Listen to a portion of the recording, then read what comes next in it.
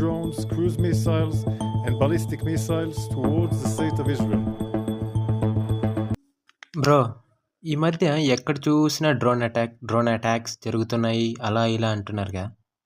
మరి ఈ డ్రోన్స్ ఎలా వర్క్ అవుతాయో మీకు ఎవరికన్నా తెలుసా? ఈ డ్రోన్స్ రాబోయే యుద్ధాల్లో ఎందుకు ఎంత ఇంపార్టెంట్ రోల్ ప్లే చేస్తాయో తెలుసా?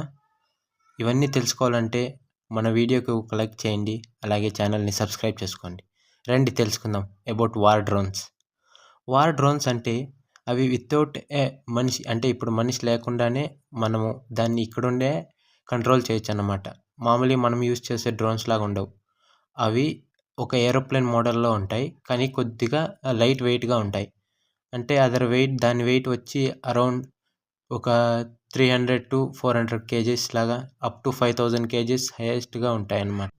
వార్ డ్రోన్స్లో మెయిన్ పార్ట్స్ వచ్చేసి కెమెరా ఉంటుంది అన్నమాట. ఇది పైలట్కి ఒక రియల్ టైమ్ ఎక్స్పీరియన్స్, అంటే ఒక విజువల్స్ అన్నీ సెండ్ చేస్తూ ఉంటుంది త్రూ దట్ కెమెరా. మళ్ళీ సెన్సార్స్ ఉంటాయి. సెన్సార్స్లో డిఫరెంట్ టైప్స్ ఆఫ్ పార్ట్స్ ఉంటాయి అన్నమాట.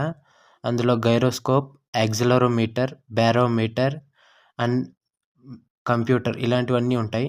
ఇవి ఏం చేస్తాయంటే అతనికి ఎంత ఆల్టిట్యూడ్లో వెళ్తుంది, ఎంత యాక్సిలరేషన్ పెడుతుంది, ఎంత స్పీడ్లో వెళ్తుంది, ఇవన్నీ ఈ సెన్సార్స్ కంట్రోల్ చేస్తాయి అన్నమాట. అంటే ఎంత హైట్లో వెళ్ళాలి, ఎంత స్పీడ్లో వెళ్ళాలి, అంటే ఎయిర్ ఇప్పుడు ఫాస్ట్గా వస్తుంది అంటే నువ్వు ఎంత స్లో డౌన్ చేయాలి అనేటివన్నీ ఈ సెన్సార్స్ హెల్ప్ చేస్తాయి అన్నమాట.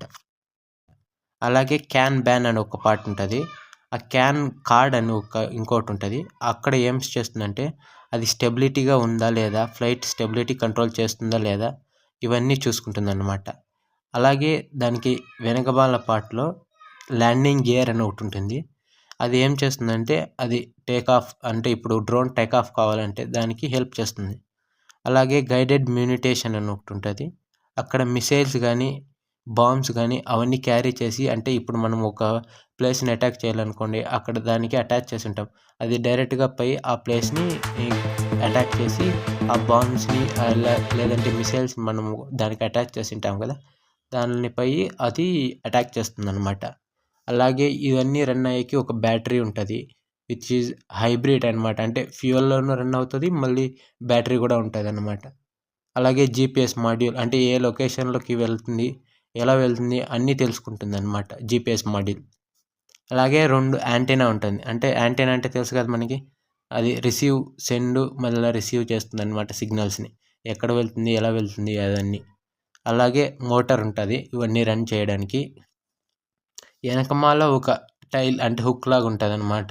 మామూలు మన ఏరోప్లేన్స్కి అలాగ ఉంటాయిగా, అలాగే ఒక టైల్ మాదిరి ఉంటుంది. Thank you for watching. Have a nice day.